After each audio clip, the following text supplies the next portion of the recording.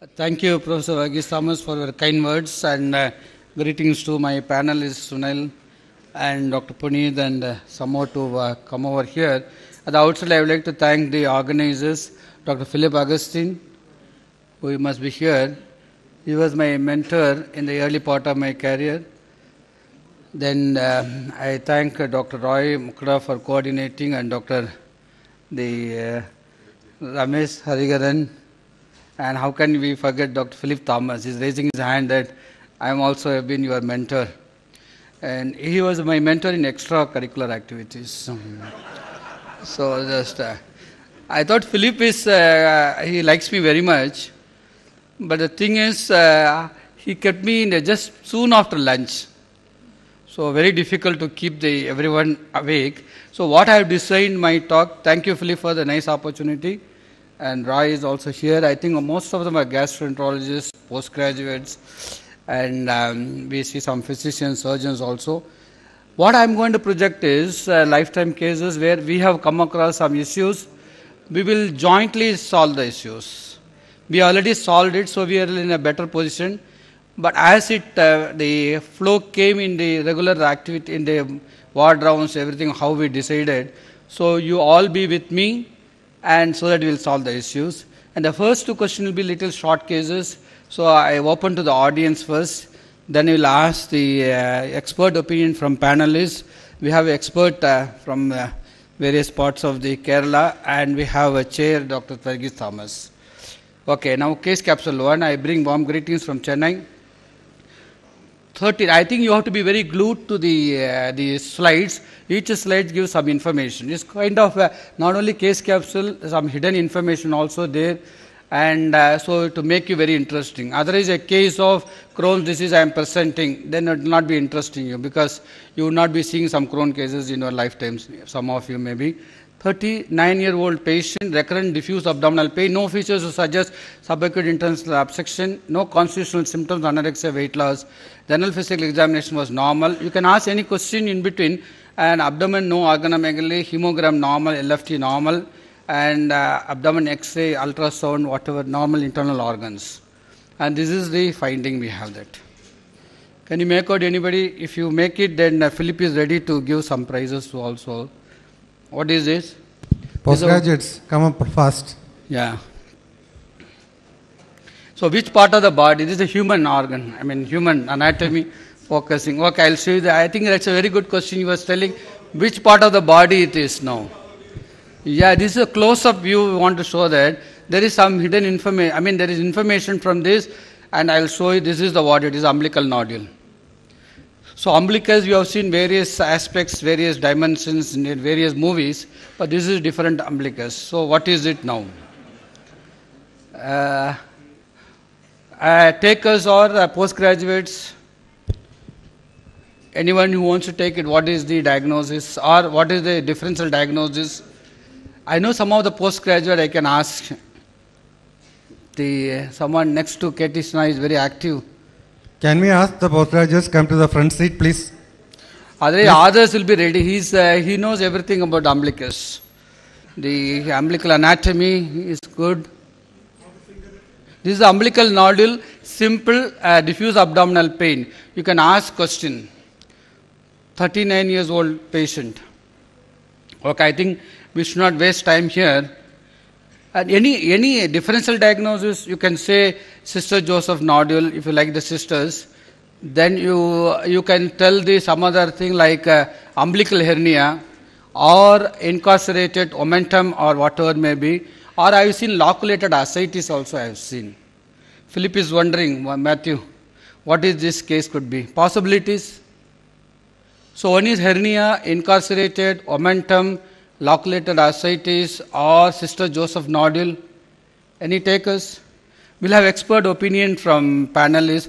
Panelists have been given only the question, I mean the information, the final result have not been given for make us to the interesting discussion only. This is not to test anybody's knowledge. Please don't take it to that that kind of feeling. Just I am little better because I have seen this case. I think age-wise, Sister Mary Joseph is not a very common. It's 34-year-old. 39. 39. So it's still a possibility. It could be a hematoma, or if there's a history of trauma. If there's a history of surgery before, that could be a small incisional hernia or endometrioma. If it's this, if it's, it could be one of the congenital things. If there's since childhood, it could be vitreointestinal duct issue or a urachal remnant which is there.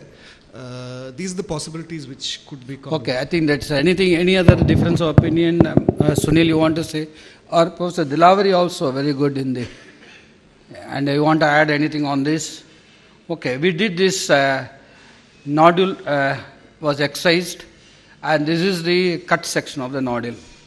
Now your opinion is different or same, the malignant nodule or ascites or cannot be ascites, no, cannot be intestine. So what is it now? Dr. Pushpa is there. It looks like myxomatous fish flesh, etc. Yeah, this looks like could just be before after lunch it looks different, no? So don't mistake that. So what is it? Anybody, any takers right now? Okay, those I know all of you are very good in pathology. This is the pathology specimen, and you can exercise your pathology knowledge, and don't write it as colon or brain or something like that. This is what it is now. It's an amyloid nodule. This is amyloid possibility. Something looks always pink, we always think of amyloid, but this is not amyloid. Amyloid deposit is also known. The port of entry for all the surgeon is umbilicus. That's why I started with the umbilicus now. Okay, now any takers after the... There's definite epithelium and there's smooth muscle as well. So, I mean... Yes. Then there wouldn't be epithelium. So the lesson what we have learned is we have to be good in the basic pathology. Professor Tandon want to contribute something. You want a mic, sir? The lymphoid follicle here. So anyhow, my job is, Philip told me 40 minutes you keep them awake now. So what's the diagnosis? Madam, you want to contribute, you are the pathologist. No? Huh? I am surprised that first question comes relevant question. Deliberately I have made it 39 years old patient. The first question should have been male or female. And Puneet, without asking that male or female, he said endometriosis. Also a possibility. Very good. I think Matthew, this is a female patient. So endometriosis. I think we should give a big hand to Dr. Puneet there and Dr. Matthew asking the sex of the patient. And endometriosis, abdominal wall 1%, ovary topping, extra pelvic is the abdominal wall 1%. And I had a very relevant question. Dr. Puneet asked me, has he undergone any surgery? Yes, he has undergone the hysterectomy, cesarean section, not hysterectomy, but usually implantation of the endometrial tissue can happen after hysterectomy, cesarean section, needle tract after amniocentesis, myomectomy. And GI tract, 5% of the women with endometriosis, they suffer diarrhea and constipation and hematosis also. And you take the gross appearance, thickened bowel and circumference stricture, mucosa usually intact, and differential diagnosis, inflammatory bowel disease. Having done one case one successfully, this is thrown to the postgraduate now, and this is very intriguing. I think one characteristic thing it has is actually waxes in veins. If it's premenopausal, it actually that's how I've seen many of them. You can actually see the change in size with periods. I think the relevant question would have been what is the sex of the patient.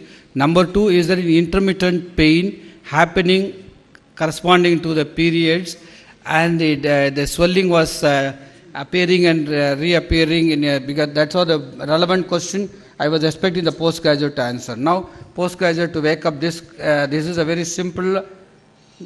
You think so, but not simple. 37 years old male, complaint of left-sided chest pain on deep inspiration, high-grade fever and cough, shortness of breath. A person is not an alcoholic, not a smoker. He is not a hypertensive, diabetes, no history of bronchial asthma. And he appeared febrile and mild icterus was seen, oral ulcers was seen, diminished breath sounds left base, and liver was just palpable. And this is the investigation for you to read it. And bilirubin and OTPT, alkaline phosphatase with a normal albumin, urea and creatinine slightly on the higher side, and endoscopy was done. Elsewhere, esophagitis, antral gastritis, duodenitis. This is a typical finding most of us write when you can't find a pathology. Esophagitis, antral gastritis, duodenitis. Viral markers were negative. MP was negative. Vidal negative. Blood culture, as usual, no growth was seen. Now, this is a chest X-ray of the patient, a minimal left pleural effusion. This is a purely medical case. Still, surgeon can also try this. So, the highlights in this case, they are sudden onset hepatitis like illness, renal function, derangements, and oral ulcer and pleurisy was there. So, what is it now? Now, you combine all the things, what are the possibilities? How old? Duration short history, sir. This is just 4 days old.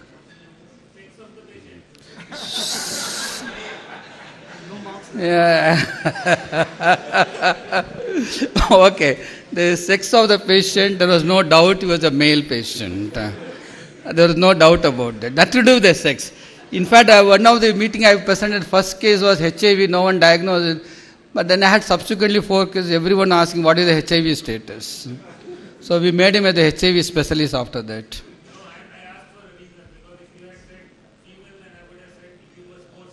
Yeah, very good. Very sudden onset, Dharmesh. Very sudden onset. Lupus can appearing suddenly. I think when I say sudden, there is a clue that you can ask more questions other than the sex. And HIV was negative. Do we have an ultrasound here?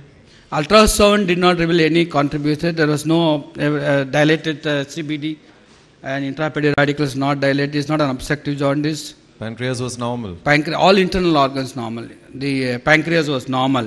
I think he is justified in asking sudden onset pancreatitis, even the non-alcoholic, maybe gallstone disease, hepatitis like illness, maybe cholangitis, all these things, and a left-sided pleural effusion is justified. Maybe pancreatitis. One sex, I don't know it's relevant in this case, but for the SLE, Dharmesh is interested. But short history, sudden history, that is very intriguing.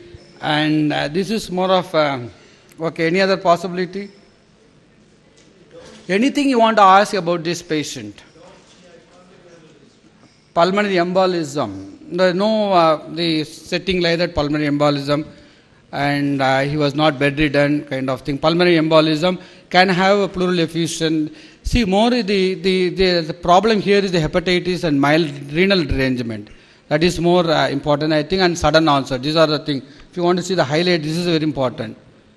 We find such presentations with our leptospirosis, our dengue yes, fever sir. here. Yes, Sunil, I think in Madras I would have first my diagnosis would be lepto because very common there, particularly in the rainy season, as much as in Kerala too. And the possibilities, clue came from historical evaluation. Now I am giving a clue. What history will you make it is? I just want to make it little more interesting. Day one, we also did not pay attention to that. We thought viral markers. Waited to a second day, viral marker negative. Third day, like that. So we became wiser now. But I just want you to become. You can take clue from here. Historical history was very important. What is it? Okay, occupational history now. Many of us, we don't take history, particularly postgraduates. A lesson to be learnt here is what kind of work we do that. We are more interested in how much you earn.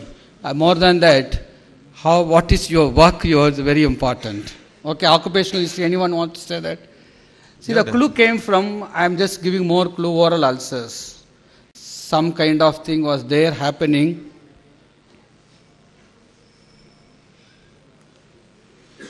Sudden onset, okay. The critical time is over now. We'll go into that. He was working in a chemical industry. I'm just building up the story, but it's not a story. This is the glue. He was working in a chemical industry. No, he is not consuming alcohol. He was a teetotaler. For a chain, now more than 60% of the people in our place is alcoholic. They have become, and they take alcohol. For a chain, he has not taken alcohol. Okay, then we asked him which factory we bring this thing. Any guess? I think over. This is what he brought it. He is working in a chemical factory. Carbon tetrachloride acute exposure was there. So inhaled material sample checked and label obtained accidental inhalation of a chemical compound. Can you get? This is he brought it carbon tetrachloride. and this is the final diagnosis. All other thing lepto, I think you are justified in thinking lepto and pancreatitis, another thing, carbon tetrachloride. When we reviewed the literature, just need a supportive therapy. Just want to make sure that the postgraduate to take history is very important as much as you ask for the CT, another thing. Acute exposure can result in weakness, lethargy, nausea, vomiting. Inhalation of oral exposure can have oral ulceration, pulmonary symptom. The most important thing is the hepatitis and the renal function. This, if you have not seen this, hepatic can be, depends on the continuous constant exposure or acute exposure. You can have acute toxic hepatitis in the first week, acute toxic tubular interstitial nephropathy in the second week, only thing fluid, electrolyte, and take care of the pleurisy, they become all right. This is what it is. If you like the case, you can clap now. This is. Sometimes the organizers, they do that. Sometimes the presenter himself has to ask for that. Okay, now we go to the real case now. Is anyone sleeping? Then I just want to make them awake.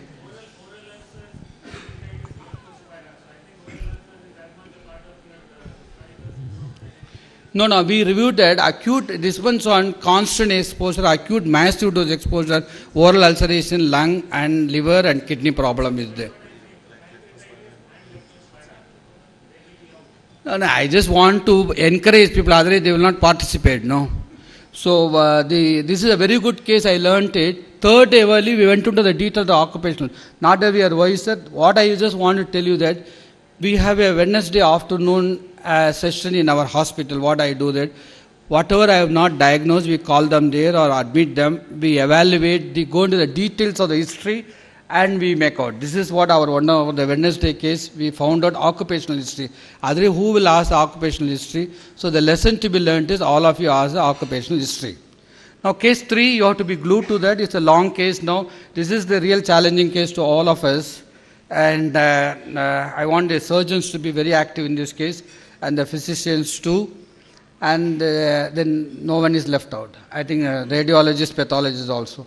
57 years old male, not a known diabetes, hypertension, jaundice, fever, abdominal pain, off and on for last 6 months, no possibility of surgery, tuberculosis, diarrhea, LFT deranged, serum bilirubin 6.4 milligram, OTPT elevated, and USD abdomen, dilated IHBR and undilated. So on. This is the MRCP picture. This is the MRCP picture. The MRCP picture reads like this: normal CBD, normal common hepatic.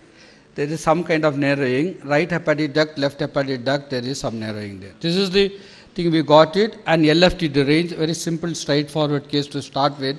And this is the another picture. I am not going to show all the picture. And this is MRCP picture of that. We have 23 minutes to go. We can do 2 cases. And possibilities, justifiably, you will think of cholangiocarcinoma. Some little wiser, the PSC or PSC complicated by carcinoma. And we have to think of any other thing, possibilities there, others. Now, what next you will ask for is, now how to proceed this case. We have some surgeons here, Dr. Puneet is here. Straight away with this, you go for surgery or pre-op drainage you believe in. So if the bilirubin is 20 milligram, you like to have the tissue sampling, or you want us to investigate further, get me US, CT, angio, tumor markers, laparoscopy, staging, then only I will do that. Okay, I am not happy with the case. You go for the stenting or PTBD or endoscopy, whatever, and you decide about adjuvant therapy. I just want a brief comment on this, Dr. Puneet. So I think with those differential diagnoses, we'll have to do all those immunological markers for PSC and all that, probably even a colonoscopy. We found, what is the history? How long was the history? 6 months history. Okay, if it's longer, then we found some of these actually can be benign. Blumgart had presented a whole series of some 10 odd patients with what he called the malignant hilar masquerade, where it's actually benign. But realistically, if we find a focal block somewhere, it will probably end up with surgery. So I don't think it's very, very important to tissues, not so much of an issue. But we should, I think, try all attempts to try and get a tissue. You will try, you want us to get a tissue diagnosis. You know that only maximum 30 to 60% you the all combination you try, and 40% of the time. Others in Delhi, in hilar stricture, is otherwise operable looks like. You want us to give the tissue diagnosis, or you straight away go for surgery? It's a resectable disease. We will not insist on the biopsy. Suppose turns out to be benign very rarely. There's no way we can determine when that's the only choice, because 95% times they'll be malignant.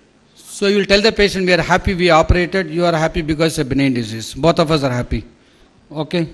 And you're likely to get a more operable lesion rather than if you get discrete areas which you can actually tissue sample. Here looks like operable. There is no lymph node and no ascites, and bilirubin is 5 milligram. So you will not be aiming for preoperative drainage. CA 99 is more than 400. CA not elevated. P ANCA, I don't know what.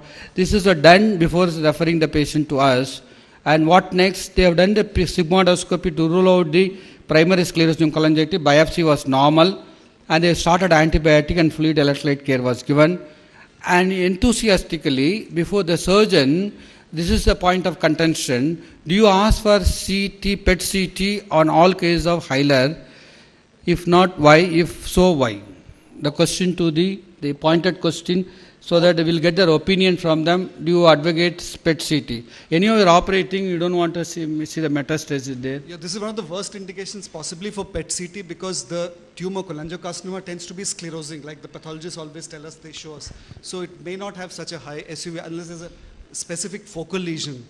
All the DDs, differential diagnosis, are inflammatory. They may actually show it. So this is probably the worst indication for PET CT. Okay, I do agree with you, but anyhow, have any difference of opinion, Sunil? You would like to have, anyhow, he's a fairly young fellow, 59. When somebody says, the presenter says young fellow means... I would definitely offer to attempt at a tissue diagnosis. And okay, right. You will attempt a tissue diagnosis. Tissue diagnosis should be... Yes, sir.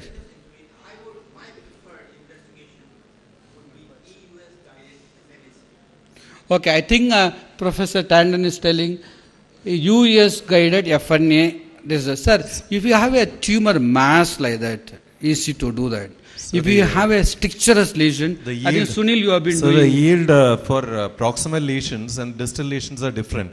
If it's a distal cholangiocarcinoma, the yield is good. This is a proximal one. So US FNA, the yield is lesser with that. You can attempt it, of course. No, the MRCP, they have not reported mass. This is a stricturous lesion. I mean, there is a kind of lesion. There is no mass is there. Sometimes you see a big mass. Yes, sir. Okay, we will make an attempt at the US. If not, this. Okay, US will do that. That's a very good important point. Diagnosis is tissue. The issue is mandated to have tissue diagnosis. I think Puneet and Dr. Others said surgery will take if you have ruled out benign, or if you give me the tissue diagnosis.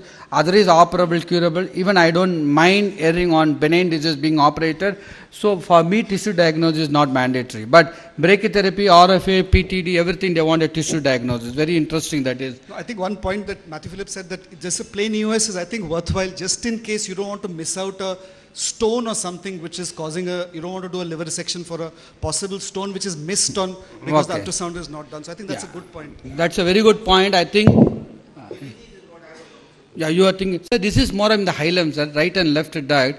So it is not in the common hepatic diet. So Mirzi may be less likely. What is the best method, single or combined method? In your setup, ERCP setup, what do you think, Thomas? Do you do a combined method, or how aggressive you are taking the tissue? And Sunil, anybody who is doing RAI is there? I think we don't. What about spyglass cholangioscopy? Okay, now the question comes, will you undertake spyglass in this case? He's got a lesion, what I showed it. Yeah, who is doing spyglass now? How many of you doing spyglass here? Matthew, Roy and Sunil and me and Dr. Sandeep. Sandeep, in your institute, this case, will you take him for a spyglass?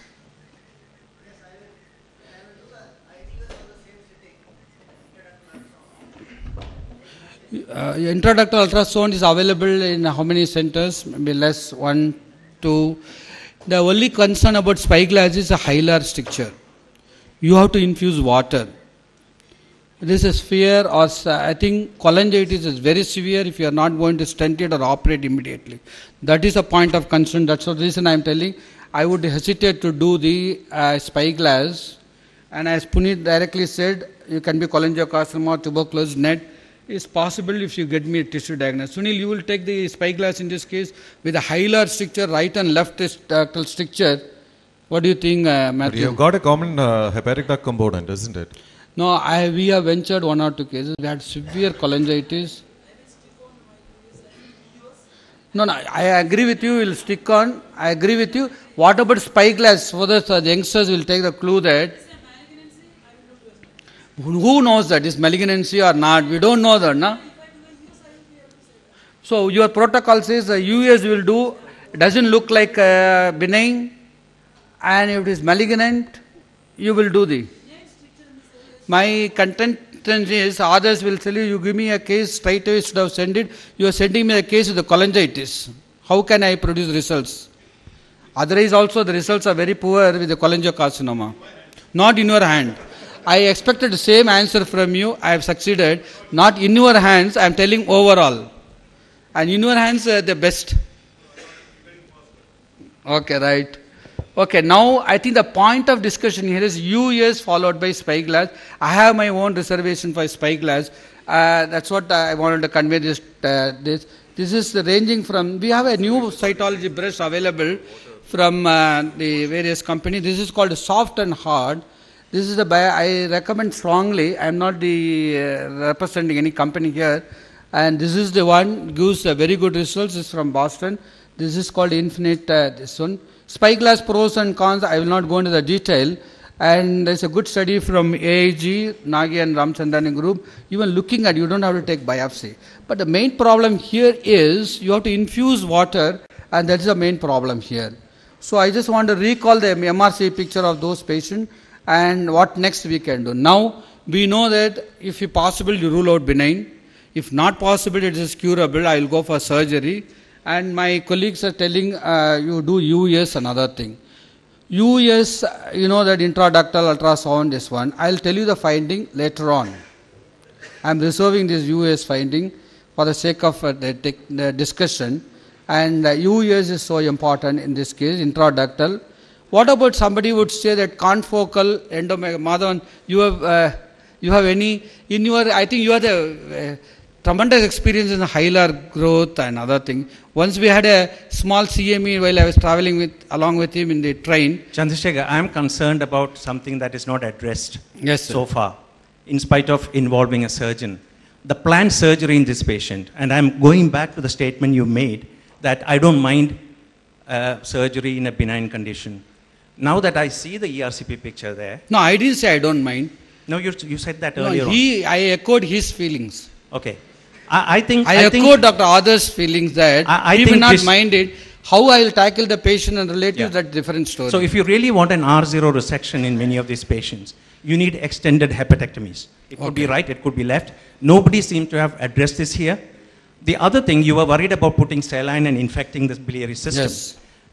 There are modalities like portal vein embolization, if you are embolizing the portal vein to get a hypertrophy on the other side. So there are many more things if you are considering surgery before you actually intervene in this patient. The first thing that should be done is to discuss this with a surgeon who has experience in it, if you have a multidisciplinary team. Yeah, I have the experienced surgeon off the dais and on the dais. They said one wanted to take him for surgery. Okay. The other one, he said, if it is, rule out the benign cause. This is where we are now. Sure. But have you asked any of those surgeons? And my medical colleagues tell me that you do US and rule out something else. But yes, what sir. is the surgery is important. Is it a trisectionectomy? Is it a central resection? Because I think we have not gone to that stage of surgery. We have to think about it at this stage. Okay, you have to plan what kind of surgery to be. Others? Can I clarify? Since you were doing all this, if you honestly ask me what I need for this patient, is a good triple phase CT scan. That is my primary investigation. All these things you can keep doing.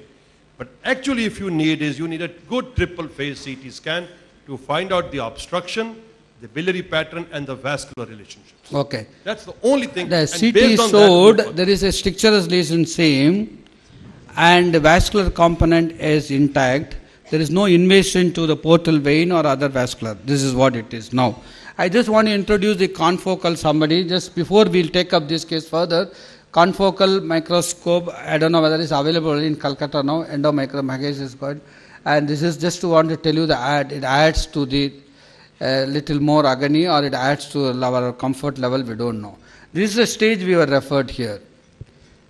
I honestly tell you that they wanted a tissue diagnosis. The surgeon insisting on tissue diagnosis without contaminating. Don't put the stent and don't infuse water.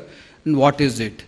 We asked for the US, and we did the US and ERCP. I'll just show the ERCP finding.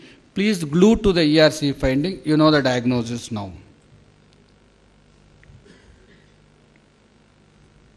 This made us very interesting. ERCP done, sphincterotomy is being carried out. We were very careful. We not even once to guide wire to the pancreas, because he wanted to operate. Don't create pancreatitis, post ERCP pancreatitis. Even though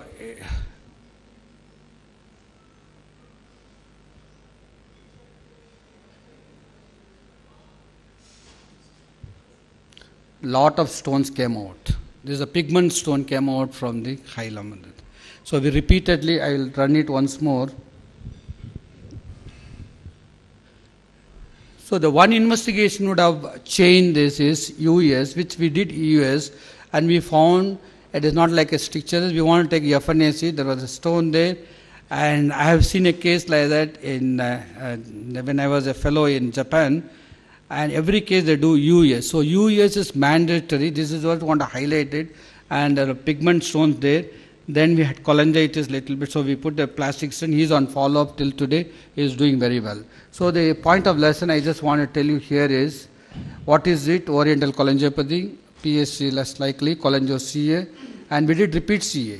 There is a word of caution here. When you do CA 99 during acute inflammation, cholangitis, that will remain elevated. You have to repeat it. Imaging assessment, as Dr. Others rightly put it very clearly, get a CT scan will be very good.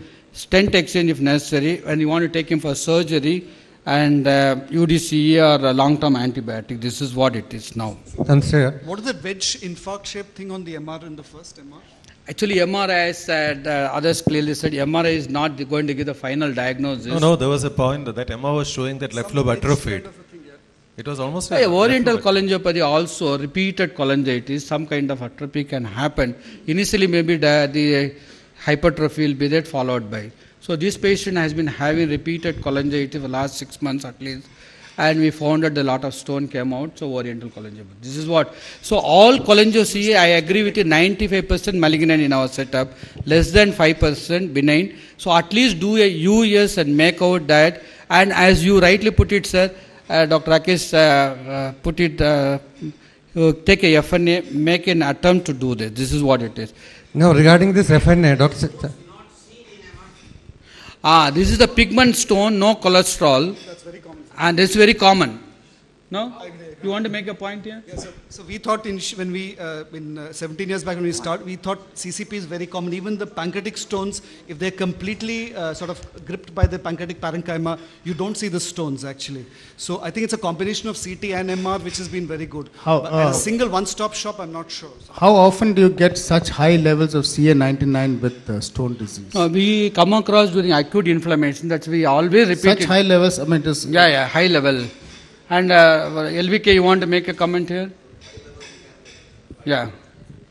So the point of learning here is high level, don't go by the tumor markers, don't go by one imaging. You are undertaking for a major surgery, and please do a US at least. If not, he said triphase 6 CT scan should be there. So you try to get more imaging before embarking on a major surgery on such patient. This is the lesson to be learned in this case. I have 6 minutes. I will run through a last, this one will be very quick. The organizers can stop me. Here there is no diagnostic problem. First 3 cases I showed only diagnostic problem. 25 years old gentleman, alcoholic, he came with a pancreatitis, severe toxemia, and sepsis was there. And all these parameters, I will not go into tell you CRP and OTPT elevated. And patient was given immediately hypertension, IV fluids, and how much. Here many times we have discussed in pancreatitis, fluid management, pain management, nutrition, role of antibiotics to start with, prophylactic antibiotics, no role, when first CT scan, when there is complication, there is no diagnosis not clear, how frequently you do that. Now here I am going to discuss in the next 6 minutes, if you don't see the expected improvement, how to proceed in such cases.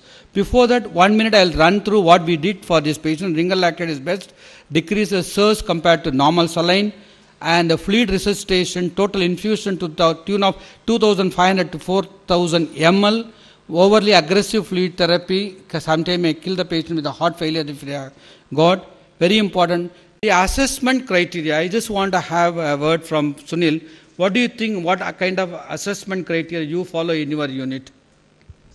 We follow the routine, the Apache scoring system is there. Yeah, you some scoring you are following. Some scoring system will always be there to assess the I think the latest recommendation is generally, one thing is when a patient is in a severe necrotizing pancreatitis and the patient is having SIRS and the multi-organ dysfunction, we generally entrust the patient to the critical care unit. We have an intensivist and they take over the patient. So our the fluid management, everything, the day-to-day, minute-to-minute management has to be done by them. We generally intervene only if there is ask for that. I think that they are asking, okay, but how do they manage intensive? Anyhow, the non-invasive clinical target, I just want to highlight to the postgraduates here is heart rate, mean arterial pressure, urine output. They're very important. Invasive, maybe we don't have that. And a very important biochemical, we forget very often. Now we have woken up hematocrit 35 to 44%. This is what intended. So central line was placed, oral was given, and guided by non-invasive target. See, sometimes invasive target may not be having. Plan was, and tramadol, I just want to tell you, I worked out our anesthetist started, as you said, no intensivist, started tramadol infusion. He was not getting, the pain was not getting all right. So tramadol infusion does wonders. So I just want those who have not have started, tramadol infusions are very good. IV antibiotics, sometimes they started with the piperacillin group, so we had to continue that. Patient developed a continuous fever and tachycardia, tachypnea, and role of antibiotic, there is no prophylactic antibiotic. The main problem in the first week is how to differentiate SIRS, SIRS from sepsis. We know that second week, you know that you always think of sepsis. First week, that prematurely start antibiotic. Probiotic, no role. And patient had respiratory distress and pleural effusion, is the severe pancreatitis. And the other thing, when you are contemplating to go or not to go for ventilator, that's the time CPAP is very useful. So you are in dilemma. It is not very good for the ventilator. CPAP I found it very good. And SIRS is defined by the presence of at least 2 of the following 4 criteria. This should be on the tabletop in ICU. How will you manage this SIRS? So this 3-dimensional approach, host risk factors, clinical risk stratification, monitoring response to initial therapy. Now I come to the case now. We did the 7th day, again repeat scan because patient was not improving. Now the question to the audience and the panelists, Leonard panelists, do you believe in CT guided FNA, role of antibiotic? I think Madhavan is practicing abroad, no? Or how frequently you do CT guided FNA, or you don't believe in?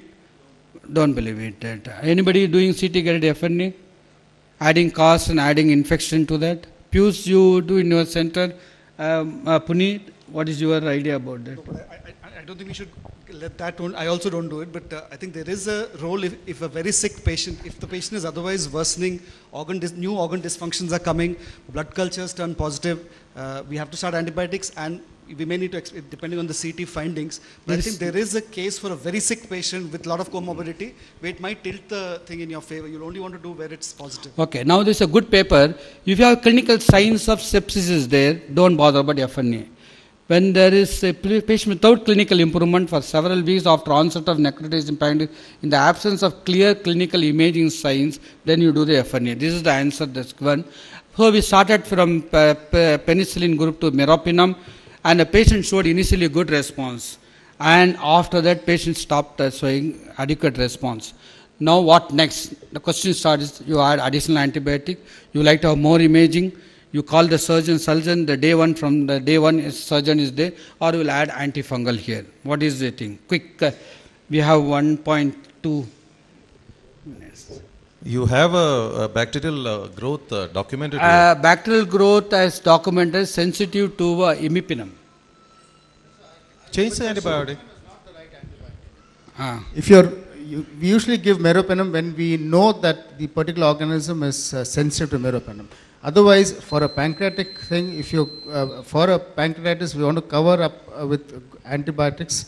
Imipenem would be a better choice. Okay, we started imipenem. You are right, Ramesh. What we did, I am telling, and we got a day 25. This is a CT scan. What day 7, day 10. So I believed in more imaging. Why it is not happening? This is almost a 4th week. We are jumping from 2nd week to 4th week. Yeah, he stayed in our hospital 52 days. I'll tell you the story now. Now, what you will do in this case? Now, the question is, you go for patient febrile, tachycardia, tachypnea, very toxic, and what next to be done? Intervene, endoscopy, percutaneous, surgical. This has to be drained. Madhavan? Definitely this collection has to be drained. Yes, sir. Is clinically septic, and the collection is very appropriately placed for a percutaneous drainage. So that's the first thing. Percutaneous or endoscopy? Percutaneous drainage. I'm an endoscopist. I know, but we take over the patient. You take over for percutaneous? Yeah, for percutaneous drainage followed by... How many of you go for percutaneous? Minimally invasive if necessary. How many go for endoscopy? Many hands are raising for endoscopy. Okay, we did endoscopy. I am biased. I think it's others' hand. This is a barber's the phenomenon. Others would have taken it straight away for laparoscopy open. The interventional radiology. Now we have enough evidence that going up, the step up approach. Okay, what we did is patient was very toxic, anesthetic risk was very high. In our hand we found percutaneous, the risk of infection also high. It was bulging into the stomach. We did the percutaneous. We did the endoscopy drainage and we are very comfortable. Patient recovered very well. I will not go into the video. I just want to show the fluid how it is. And we did MRI, there is no fluid content. Very important is CT scan showing fluid, but MRI showing the solid content. The solid content is very important to be noticed here. If the solid content is more, no endoscopy. If it is more than 1/3 of the cyst containing solid content, no endoscopy. Straight away you go for necrosectomy or whatever you want to go for surgical. So if the patient showed improvement, and again the patient started having poor response. What next to be done now? You have to image again. You may not have the very collection. good. Now the thing is, we thought stent migration or residual infection collection is there. So fluoroscopy screening was done. Stent was not migrating, and we saw the second CT scan. There is lot of collections there. Our surgeon preferred an endoscopy. There is a solid content there, so percutaneous drainage may be difficult. So he did the CT scan at the end of 4th week. And what next? Surgical intervention. He did a retroperitoneal necrosectomy using the left lumbar approach, and patient showed very good response. And that's not the end of the story. After 5th day, again started having some temperature. Now where are we now? And we repeated the CT scan, the drainage and everything all right, clean. Both we removed the drainage is doing well and the wound is healing well. What next now? Sutures laid open to let the pus drain. All this I will not go into the detail. And regularly. What next to be done now? This is the time physician would think of something else. Think of fungal infection. Okay, we thought of fungal infection. The antifungal started. Fever subsided. Patient did very well. And after that, fungal infection, I will not go into that for want of time, in acute pancreatitis prevention. Now, that was not the end of the story now. This patient, after cystogastroscopy, left lumbar approach, then again fever, antifungal started, and the only thing, discharge and effluent remained relentlessly is coming out. So, what's the diagnosis now? Fistula, no? Then we thought, we estimated the fluid amylase more than 18,000. So there is a fistula that happened. So we did ERCP and we stented. The patient recovered very well. On review is doing very well. So the highlights here is, apart from fluid management, pain management, SIRS versus sepsis need to be differentiated. Respiratory distress, role of CPAP is very important. Tramadol infusion, we found it very useful. 3-dimensional approach is very important. Delaying intervention for at least 4 weeks. Consider fungal superinfection, persistent discharge, think of fistula, and role for ERCP though. So pancreatitis, a combined approach, surgeon, physician, intensivist, and everyone, a teamwork, and this is what the end of the thing. Thank you very much for the wonderful opportunity.